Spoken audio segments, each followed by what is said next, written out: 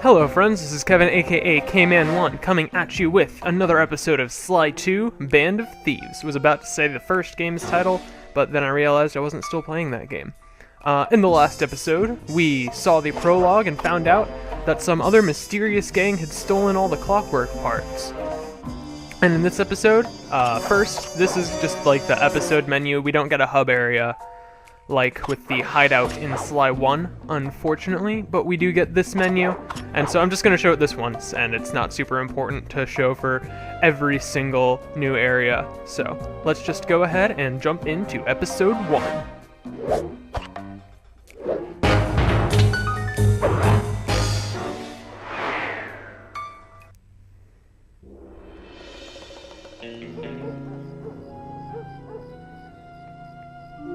I had to call in a few favors to get the goods on the Klaww Gang's local operator, Dmitri, a sort of underworld celebrity, equally at home in high-class art circles and shady back-alley crimes. He was once a passionate young art student who worked hard to develop his own visionary style.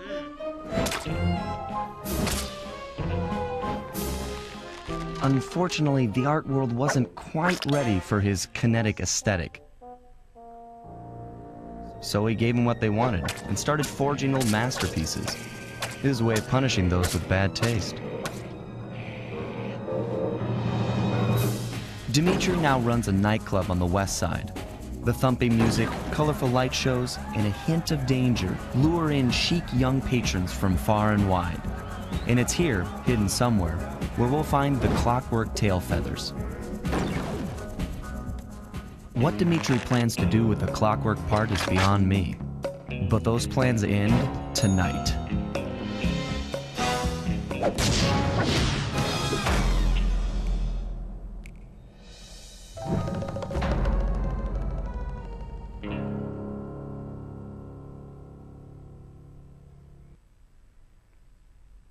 And now, after a brief loading screen, something you'll notice is that loading screens are a lot more common in this game, just because there's more stuff to render, and the PlayStation 2 didn't get more powerful as the games got more demanding. But anyways, here we are, jumping across the rooftops of Paris, and the game world is now a lot more interactive than ever before,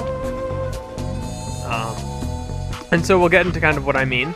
But first things first, coins in this game actually matter, and you have like an online shop where you can purchase everything. But I will be getting all the powers and showing them off. But I'll probably be grinding coins off screen in order to get all of them. So yeah. I tell you, Bentley, it's gonna be a real pleasure robbing this nightclub. I share in your enthusiasm, but before we hit the inside, we'll need to do a little reconnaissance work. What do you have in mind? I've installed this special antenna on the safe house to help with our first job, hacking into Dmitri's satellite array. The coordinates for the job start beacon have been uploaded to your binocucom. Make your way to this position, and I'll give you a full briefing on our objective. I'm on my way. Alright, and for this portion, Bentley is going to be giving a handful of tutorials in the background, but they aren't overly important because I already know how to play the game. And something you'll notice is that clues, like that one right there, clues make their triumphant return for this game. But the vault isn't going to be immediately available to us, so I've just decided that I'm going to go on a collecting spree for them on the mission, just before the mission for which they'll be available. Yeah, I will be getting all the clues, I will be 100%ing again, but I won't be getting all the clues immediately. I'll just do a collecting spree sort of deal. But anyways, let's jump into the first mission. Sly, I need you to hack into Dmitri's communication array so that we'll have access to his database. How am I supposed to do that? To start, you'll need to get to the top of that tower. Then reposition the satellite dish to point at my safe house antenna. If you want to climb on stuff, jump and hit the circle button to grab hold. Try climbing up that pipe. Right. Jump and press the circle button to climb pipes. I'm on it. Alright. And what Bentley is about to explain in the background is that you press the circle button to interact with things like this. So yeah, nothing. He's gonna take 3 years to say press the circle button near things. I've uploaded the next waypoint into your Thief Mask Imager. Remember, click the L3 button to locate your next objective. Yeah, if you click the left analog stick, then you'll see the next objective. And as far as what I mean by the world being a lot more interactive, before it was pretty much just, this is how you get to all the actual missions, but here the missions all take place in the game world as a whole, which makes everything feel just a lot more cohesive and just a lot more interesting in my opinion. So, definitely something I think they did a lot better for the new game. Vast improvement from the original, and he's explaining that I can run while I'm already running because the game doesn't know that I already know how to play it. But here's our first example of a completed job scene. Nice work, Sly. I'm downloading from Dmitri's mainframe as we speak. All in a night's work. So, where do we go from here? Your next job is to break into the nightclub and take some reconnaissance photos of the clockwork tail feathers. To get inside, you'll have to sneak through an old wine cellar beneath town. Okay, I'll head out for the cellar. Yeah. One thing you'll notice is that the first mission in pretty much every area is just going to be a recon sort of mission. So, get used to this sort of thing. And it's also just to help you get acquainted with the area that you're going to be playing in for the next however many minutes. Good to see you, little buddy. I guess the way through the wine cellar is guarded by those rats. Bentley thought you might like some help clearing them out. Sounds like fun. You and me, back to back? Totally. Outnumbered, fighting impossible odds. It's perfect. All right, pal. Let's get to it. Alright, and this is going to be our first example of combat. The primary thing you'll probably notice immediately is the health bar I have in the top left corner. Now Sly no longer has only 1 HP, and that red plus that I just picked up is like a health pack. Hold on, Sly. Let me lower those bars for you. And if you take damage, then you just grab a health pack. He's just explaining double jumping. So if you grab a health pack, then you'll regain. It'll be like about a quarter to a fifth of your health. Looks like you're on your own from here. I'm used to it. Thanks for the help. Anytime, partner. Alright, yeah. So you'll gain about a quarter to a fifth of your health. I don't know like the exact percentage that it gives you.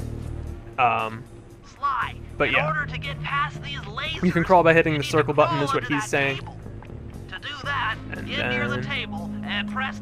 that's a These flashlight guard, guards and you are need too to sneak tough under the fight table head-on. in order to Crawl under the tables get it. to sneak around him. And so yeah, Sly no longer has only 1 HP, but in return it takes 4 hits for Sly to kill guards, and spoiler alert, you can play as different characters in this game. And when you're playing as the different characters, it takes a different amount of hits in order to take them down.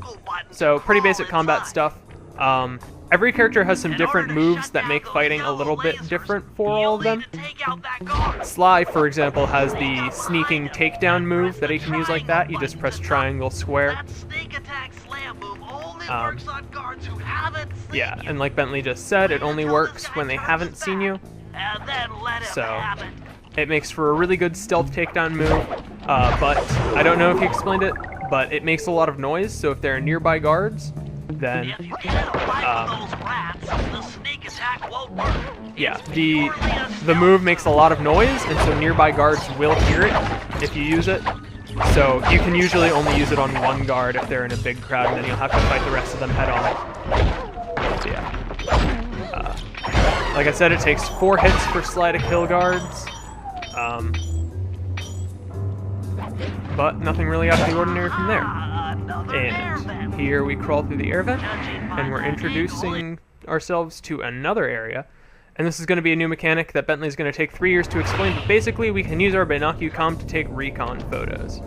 And you open it with the right trigger, and you're probably going to see me fail a lot, because Sly 1, you open the binocucom with the L1 button, but now your special powers can be tied to the L1 button, and your binocucom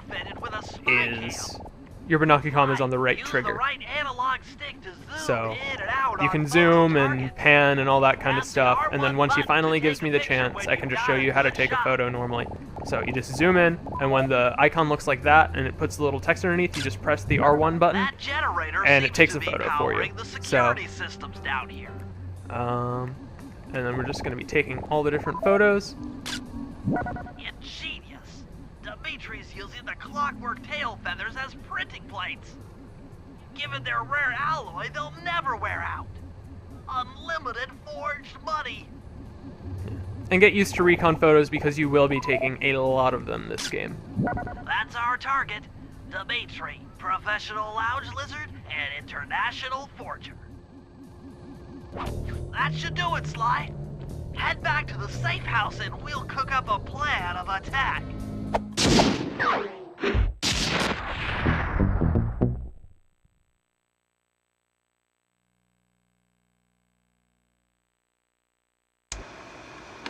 The recon photos are a grim reminder of what the modern thief is up against.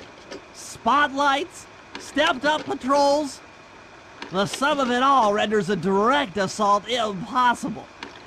To solve this puzzle, I'm going to need some more intelligence. First, replace this bugged painting with one Dmitri has in his office. Once in place, we should be able to listen in on his communications. Second, if you see the boss, tail him. We might learn something from studying his movements. Once we've got a proper understanding of the operation, those clockwork tail feathers are as good as ours.